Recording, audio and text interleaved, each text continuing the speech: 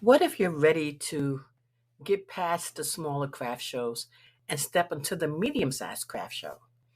When I mean medium, those are the craft shows that are 2 days where you have to set up on a Thursday and the show is like a Friday and Saturday. Or you set up on a Saturday and it's that day and Sunday. I'm going to talk about the medium sized craft shows, how much inventory you should have, and whether it's worth your time and money. Let's get started.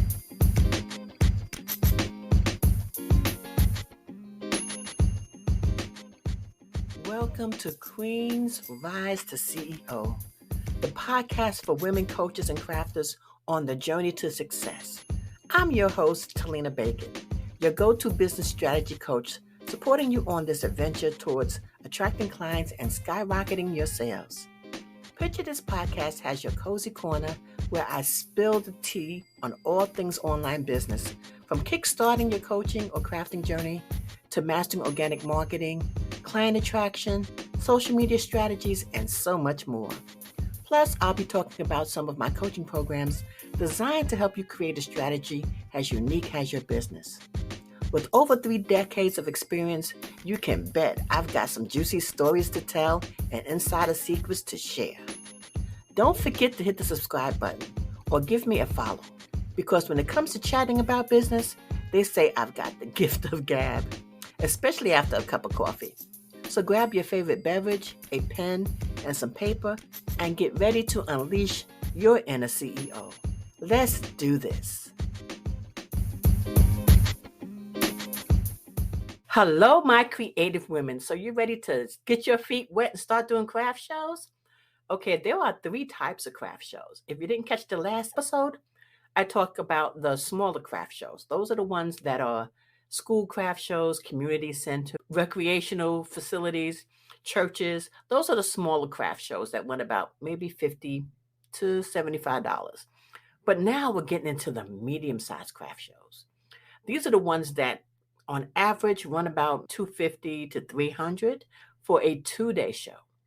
Now, a 2-day show is more of you're setting up on a Thursday, the show is Friday and Saturday. Or you're setting up on a Friday and it's that day and Saturday. It's always just 2 days. Now, when you're doing a 2-day show, you want to make sure you have enough inventory for a 2-day show. Of course, we say, oh, I got plenty of inventory. But the thing is, you have to look at it. What's the busiest day? The busiest day of any craft show is always a Saturday.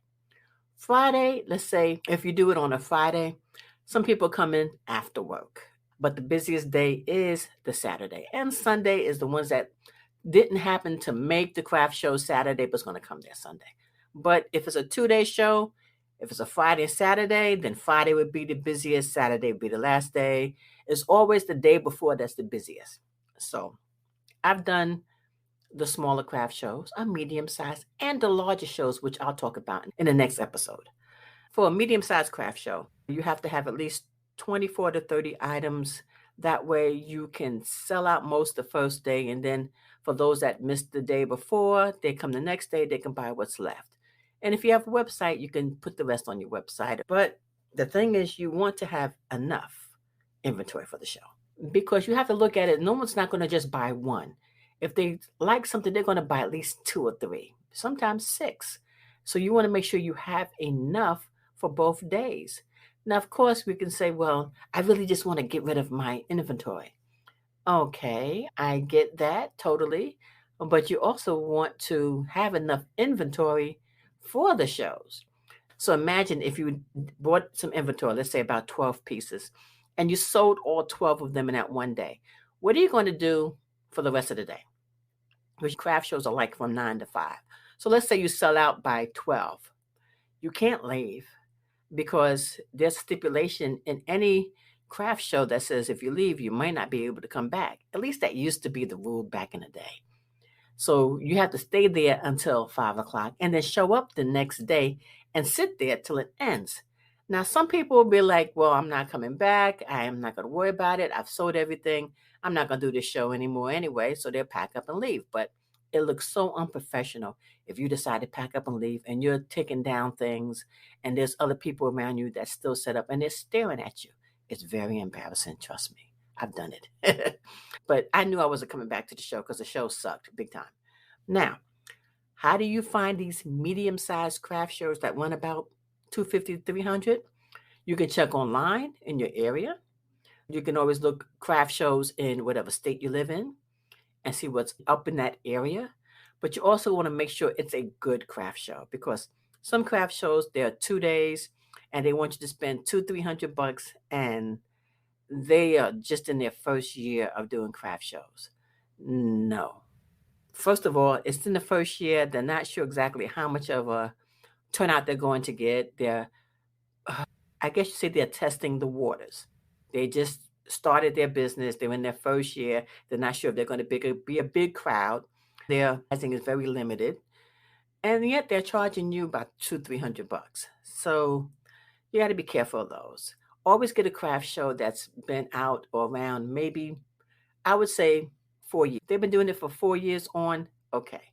6 years is even better. So the higher the years, the better quality of the craft show. Also, they know exactly how much they're going to spend on advertising and how much of a crowd they're going to get for the craft show. You can always ask the promoter, hey, what do you expect the crowd to be like? If they go like this, let me check and get back to you. Well, last year, or we're not sure, but we're expecting anything like that. They're not sure. You got to be leery of that. Usually, most craft shows, when they've been in business for a long time, they know, well, we expect it to be this many people. Last year, we had this many people, and we're going to have a great turnout. And they're confident in the response they give you. If they're not confident in their response, I would back away from it. But with a medium craft show, be prepared. You're going to have some good shows and some bad shows. No matter what show you do, you're going to have some great shows where you're going to be selling out, and some shows where you're not going to make anything but maybe 20 bucks and you spent two, 300 bucks.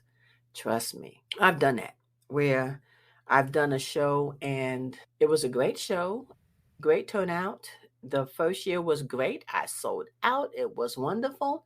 And the next year, I sold 3 items the whole 2 days. And I had so much leftover inventory. I was like, oh gosh, what am I going to do with it?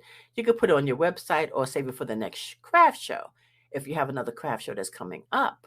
So it depends on how many craft shows you book. Now, I used to book maybe 8 craft shows a year, but I knew exactly what were the good craft shows, which ones I was just testing out to see if they were a good fit, or which ones were great the year before and I want to do again. Like I said, there are times where it's going to be a great show and the next year, a flop. You might sell maybe 2 or 3 items. It's a toss up. I have to say that I've done plenty of shows where the turnout was great one year and the next year, nothing. I would spend at least maybe $600-700 on a craft show and hotels and food, and maybe sell 3 4 items. And that's for the larger craft shows. So I think no matter what type of craft show, there is a toss up. It also depends upon how many people are coming into the show, the crowd, how much advertising the promoter does. So everything falls into play. Remember, when you're going into craft shows, think of it as a learning experience. There'll be times where you think, oh, this is going to be a great show because you visit the show the year before and it was great. And then the year coming up, you're like, oh, wow, it was better last year. And you hear stories from other vendors and you learn from it. But whenever you're doing craft show, no matter whether it's small, medium, or large craft show, smile. Always be happy because you never know when there'll be a customer coming by that wants to buy your product, or better yet, a store owner who wants to wholesale with you. Now, when they want to wholesale with you, you have to be prepared. Now, that's another episode that we're going to have to go into later because I can tell you some stories of some things that happened to me with store owners approach me and how I handled it and how I should have handled it. But anyway, these are the smaller craft shows, and this is the medium craft show. So just be prepared no matter what show you're doing.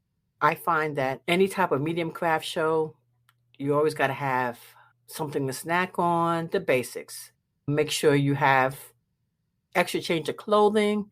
And I know that sounds kind of crazy, but you never know what accidents can happen. Children being in your booth, they may spill something on you. You may spill something on you, and you can't go home to change your clothes. Things like that always happen at any type of craft show. So just be prepared. When you do the medium craft show, I want you to think of this as I'm going to make money.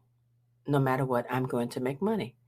I'm going to continue to do what I need to do to make this money. While you're there, ask the vendors about other craft shows that are coming up. Your vendors are your best friends when you're at a craft show. They'll watch your booth for you while you go to the ladies' room, while you go get snacks. They even tell customers she'll be right back, but you have to have a good rapport with the vendors next to you because they'll tell you information on other craft shows, what shows they've done that was the best shows ever, what shows to stay away from. So make sure they're your BFFs when you're doing a craft show. But we're going to go into basically why you should do a medium craft show and why it's so important to get out there right after this brief message.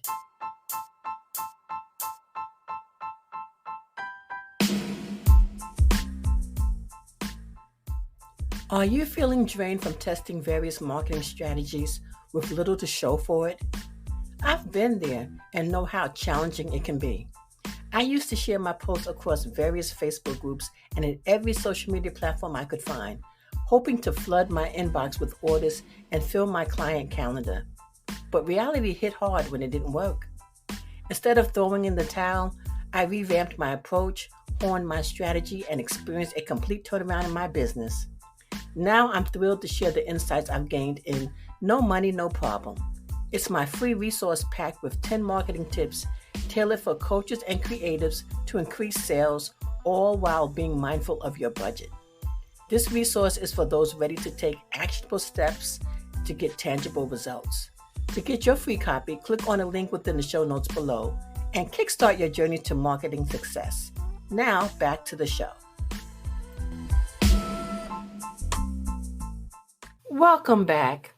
So this is the benefits of doing a medium-sized craft show compared to a smaller craft show. Smaller craft shows, I would use that for new product. You're first stepping into doing craft shows. You want to see if your product will sell.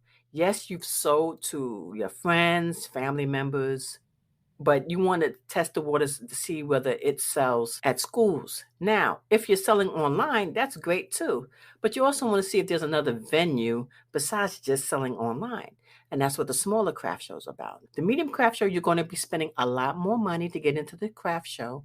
And you also got to think about your food, if it's not close by, your hotel, your gas, and whether you're going to have someone help you do a craft show. Back in the day, they used to have helpers that come and help you set up or help you take your things out of your vehicles to your booth space. But that is limited. They don't do that as often as they used to. So you have to be prepared. That means you have to have some kind of trolley or something to actually load and unload your stuff into your booth space. Now, sometimes craft shows have those big trolleys where they give it to you to use, but you got to make sure that you get there before someone else does because every vendor is going to be thinking the same thing you are. Basically, they want to have that big trolley to move their things into their booth space. So if they tell you to set up at a certain time, I would be there early enough so that you can use the trolley to unload and load up everything into that booth space. Now, if you don't get there in time, make sure you have something that you keep in your vehicle to unload everything because you have to think of the weight. Of course, we're thinking our products are light until we actually put them in the tote. We're loading them into the vehicle. We're loading them out of the vehicle. We're putting them into our booth space. And by the end of the evening or by the end of that morning, you're in pain. Oh my gosh. Your fingers could be sore. Your arms can be sore. Your legs can be sore. It's a chore. Trust me. So be prepared to have something that you can carry from your vehicle to the booth space. Medium craft shows are great because you get a chance to, okay, of course, you're spending a little bit more money, but you get a chance to figure out what other shows are out there from the vendors next to you. And also, people that are coming to a medium craft show, they're paying to get in. Oh, I forgot to mention, most of the craft shows that are medium to a higher level craft show, people are actually paying to get into the craft show. So if they're paying to get into the craft show, then they're there to buy, at least maybe 90% of the time. Some are just there to look around, and you can tell those. The ones that are just looking don't have a purse. They're just walking with friends, just walking around, killing time. That's what I call it. They're looky-loos. The ones that just like to look around, come in your booth, pick things up, and say, "Oh, this is pretty," and then put it down and walk out your booth. And then they never put it back in the spot where they picked it up at. Or they're calling somebody else into your booth to say, "Oh, come look at this. This is so pretty." And they put it down and they walk away. That can be nerve wracking, trust me. But you still smile and say, "Thank you. And here's my business card if you like," or take a business card with you. And some may look at you and take it. Some may just walk away and ignore you like you got three heads. I'm trying to think of all the things to think about when you're doing a medium craft show. Make sure it's not too far from you. As far as traveling, the most I would travel to a medium craft show depends upon how big it is. I say 2 hours. I have traveled 6 hours or more to a wholesale show, but I knew it was going to be a good one. But then sometimes it's not. It's a toss up when doing craft shows. I have to be truthful with you. If I knew back then what I know now, half the shows that I did, I wouldn't have done. There was plenty that I traveled to, wasn't worth my time. I spent more money than making, had so much leftover inventory, didn't know what to do. Most of it went to friends and family. There's so much I wish I'd known back then that I know now. I limit my craft shows to one big show a year, and that one I know does well every year. And I'll talk about that in my next episode with the higher level craft shows, because those are the craft shows that I usually do. Sometimes I'll do a medium craft show just to get my feet wet a little bit and just to see if the area is a good fit for me. But it all depends on you. At the end of the day, when it's all said and done, you have to do what makes you happy in the long run and figure out what craft show is going to be best for you. Not all craft shows are good craft shows. But no matter what, do your research and you'll be just fine.